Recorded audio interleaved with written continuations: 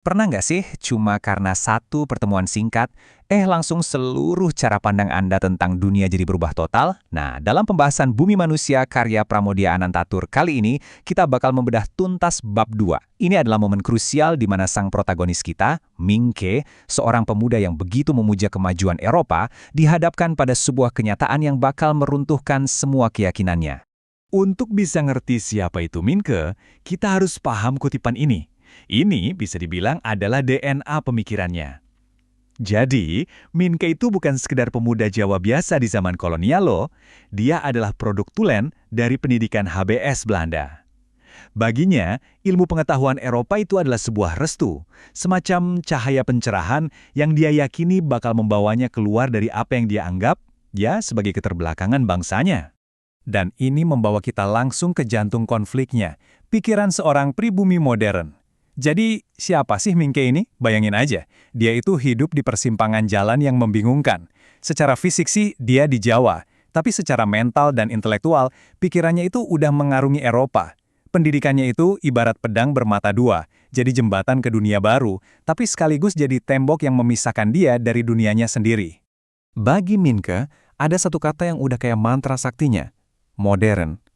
Dan cara dia menggambarkannya itu luar biasa ya, seolah-olah kata itu adalah organisme hidup yang menggelumbang dan membiak diri seperti bakteria.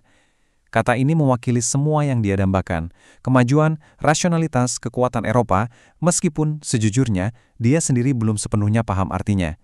Ini bukan sekedar ketertarikan biasa, ini sudah jadi obsesi. Oke, jadi cara pandang Mingke itu dibangun di atas beberapa pilar utama. Dasarnya, dia percaya banget kalau ilmu itu berkah. Ini kelihatan dari kekagumannya pada keajaiban teknologi Eropa seperti mesin cetak dan listrik. Dia juga lebih percaya sama sains dan akal daripada tradisi. Yang ironisnya, justru membuat dia makin menjauh dari masyarakatnya sendiri. Dan yang paling penting, dia seorang penulis. Dia memproses dunianya lewat tulisan yang membuat kita bisa menyaksikan langsung pergulatan batinnya. Nah, dari dunia pikiran Minke, sekarang kita beralih ke aksi. Kita masuk ke bagian kedua, perjalanan ke dunia asing. Sebuah perjalanan singkat bareng temennya bakal membawa Minke keluar dari zona nyamannya dan menghadapkannya langsung pada realitas sosial Hindia Belanda yang rumit banget. Dalam perjalanan ini kita langsung disuguhi kontras yang sangat tajam. Ada Robert Surhoff, temennya, yang jadi cerminan arogansi kolonial. Dia meremehkan orang Indo, orang-orang berdarah campuran, dan manggil Minke dengan julukan yang merendahkan. Di sisi lain, ada Minke yang terjebak dalam dilema. Sebagai seorang terpelajar, dia jijik sama prasangka Surhoff.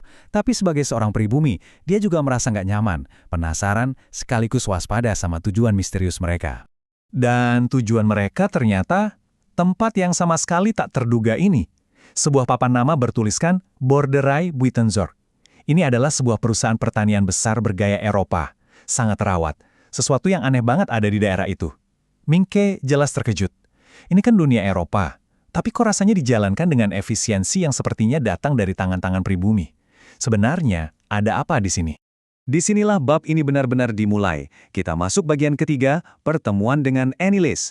Mingke akan bertemu dengan seseorang yang langsung memikat hatinya. Seorang gadis yang seolah-olah mewujudkan perpaduan dua dunia. Saat pintu terbuka, dunia Mingke seakan berhenti berputar. Di sana berdiri Annelies Melema. Dalam benak Mingke, dia adalah sebuah paradoks yang indah. Wajahnya Eropa, tapi dengan rambut dan postur seorang pribumi. Dia bukan cuma cantik, dia adalah simbol hidup dari perpaduan dua dunia yang selama ini cuma ada di kepalanya. Dia adalah perwujudan fisik dari identitas Mingke sendiri. Mingke itu saking terpesonanya sampai cuma bisa terdiam. Dan pertanyaan pertama Annelies yang diucapkan dengan aksen Belanda yang manis adalah, mengapa diam saja? Nah, pertanyaan ini langsung memecah keheningan dan memulai interaksi mereka yang ragu-ragu tapi penuh daya tarik. Jawaban Mingke sederhana tapi penuh makna. Saat ditanya apakah ia suka rumah itu, dia menjawab, suka sekali sambil menatap Annelies lagi. Dia nggak bisa menyembunyikan kekagumannya. Inilah titik di mana sebuah hubungan instan terjalin, sebuah ketertarikan yang seolah melampaui kata-kata. Tapi, tunggu dulu. Pertemuan dengan Annelies itu baru pembuka. Momen paling krusial dalam bab ini justru akan segera terjadi. Kita masuk ke bagian 4, kekuatan Nyai Ontosoro. Sosok inilah yang akan benar-benar mengguncang fondasi dunia Mingke. Dan kemudian di tengah-tengah obrolan mereka, seorang wanita pribumi masuk.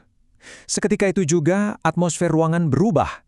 Ini bukan pelayan, kehadirannya memancarkan otoritas. Mingke, yang terbiasa dengan hierarki kolonial yang kaku, langsung dihadapkan pada sebuah anomali. Siapa wanita pribumi ini yang bisa menguasai ruang Eropa dengan begitu percaya diri? Pikiran Mingke langsung bekerja cepat, memindai setiap detail untuk memahami sosok ini. Dia melihat seorang wanita pribumi parubaya, anggun dan percaya diri. Tapi kemudian, datanglah kejutan yang sesungguhnya. Dia berbicara dalam bahasa Belanda yang sempurna. Bukan sekedar bisa ya, tapi fasih dan berwibawa.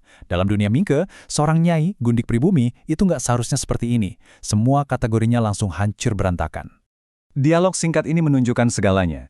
Ya, analis, siapa tamumu? Tanyanya. Analis menjawab dengan penuh hormat. Ini Mama, Mingke namanya. Pribumi Jawa Mama. Kata Mama dan cara analis memperkenalkannya dengan penuh hormat itu menegaskan posisi wanita ini sebagai matriark, kepala keluarga yang disegani. Dan kemudian, Nyai Ontosoroh menunjukkan kecerdasannya yang tajam. Dia tidak bertanya siapa Mingke, dia langsung menyimpulkannya. Kalau Sinyo pelajar HBS, tentu Sinyo putra bupati. Wow, dalam satu kalimat dia menunjukkan pemahamannya tentang struktur sosial kolonial dan langsung menempatkan Mingke sebagai seorang yang setara. Ini bukan cara seorang gundik berbicara kepada seorang priai terpelajar. Ini adalah interaksi antara dua intelektual. Semua kejadian ini membawa kita ke kesimpulan bab ini, bagian terakhir, dunia yang terguncang.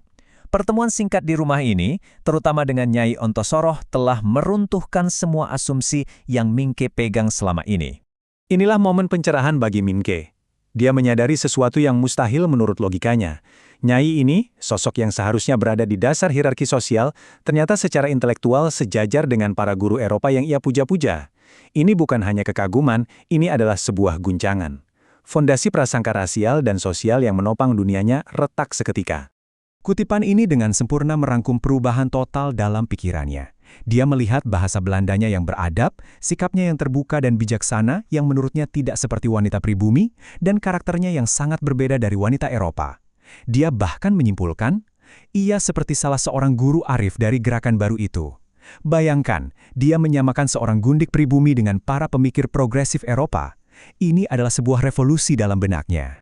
Dan semua ini meninggalkan kita dengan sebuah pertanyaan yang mendasar. Pengalaman Mingke di bab 2 ini menunjukkan betapa kuatnya satu pertemuan, satu percakapan, sampai bisa mengubah seluruh cara pandang seseorang terhadap dunia.